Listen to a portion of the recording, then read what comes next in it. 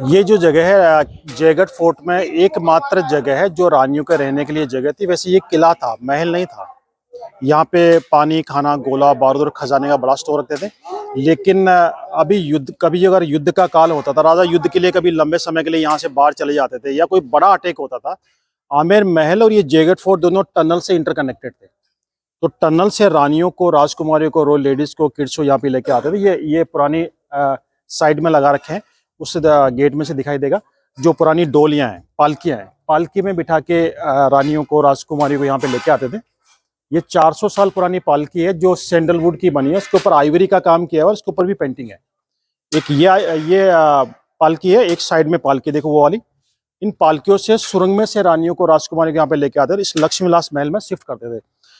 इसके अंदर ही उनकी स्टीम लाइट बाथ बना रखे हैं, उनका बेडरूम है, उनका डाइनिंग है, सब कुछ, सारी सुविधा इसके अंदर थी।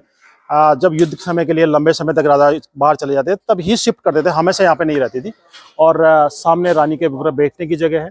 दिन में रानियां यहाँ बैठती थी और जैसे ही महल के अंदर से झरोके में रानियां आती थी, सामने ये जो जगह है, यहाँ पे पर्दे लगे होते थे। पर्दे के पीछे भगवान की मूर्तियां होती थी, ताकि उठते ही उनको भगवान के दर्शन हो।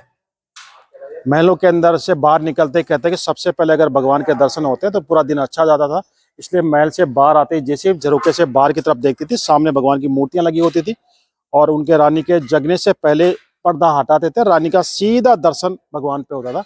तो वहां पे भगवान की मूर्तियां लगी होती थी और इसका नाम है लक्ष्मी विलास पैलेस, लक्ष्मी निवास का। लेडीज को लक्ष्मी का रूप मानते हैं भारतीय संस्कृति में, इसलिए इस पैलेस का नाम है लक्ष्मी विलास।